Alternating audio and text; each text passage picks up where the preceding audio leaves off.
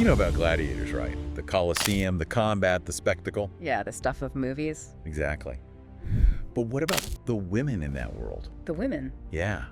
It's a side of history we rarely hear about, almost like a secret waiting to be uncovered. Oh, this is going to be good. I can feel it. And that's exactly what we're doing today, diving deep into this source, gladiator life, the forgotten women.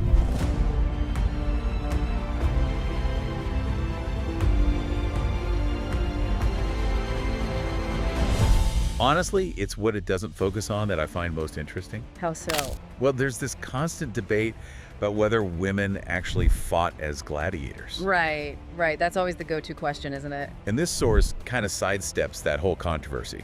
Interesting. It goes beyond the arena, It implies that women were involved in the gladiatorial world in all sorts of ways, not just as fighters. So it's about their broader lives, their roles, their impact. Exactly. Kind of, that's what I call a deep dive. It makes you wonder, right? I mean, we think of Roman society, we picture this rigid patriarchy, right? Yeah, totally. Women were supposed to be at home, raising kids, spinning wool, that kind of thing. But then you find a source dedicated to women in this context, and it throws everything you thought you knew out the window. So what does that tell us about Roman society? Maybe it wasn't as black and white as we thought. Maybe not. Maybe women had more agency and influence than we give them credit for. I mean, think about it.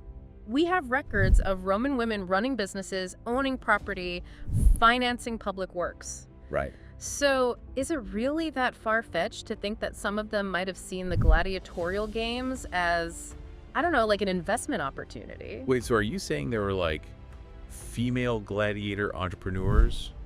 Well, maybe not entrepreneurs in the modern sense. Okay. But think about it. Owning a gladiatorial troupe, training them, putting on these lavish shows, that could have been big business. Kind of like owning a sports franchise today. Yeah. Did they have like gladiator groupies and fan clubs and stuff? Whoa, slow down.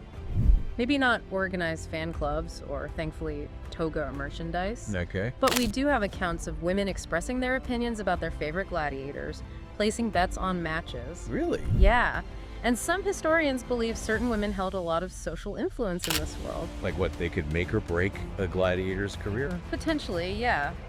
They might have swayed public opinion, secured a gladiator's freedom, even influenced matchmaking. Matchmaking? Like for marriage? Exactly. Marrying a popular gladiator, especially one who had earned his freedom, could be a huge social boost. Wow, I never even considered that.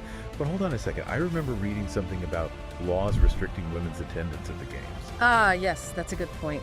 And it's precisely this kind of contradiction that makes this whole topic so fascinating. So which is it? Were they powerful or were they restricted? Well, it might have been both. There might have been attempts to regulate their involvement, maybe out of fear of their growing influence.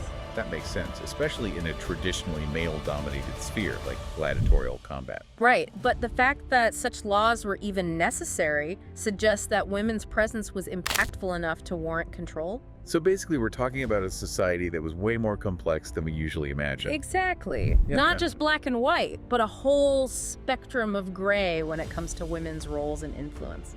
It's a bit frustrating, though, isn't it? What is? I mean, we have this source that hints at this fascinating hidden world, but it doesn't give us a lot of specifics. That's true. It's like having a puzzle with missing pieces. But even those gaps are telling us something, They're urging us to dig deeper, to question our assumptions, to look for those missing voices. And maybe that's the biggest takeaway here. If our understanding of something is seemingly well documented as gladiatorial life is incomplete, Yeah.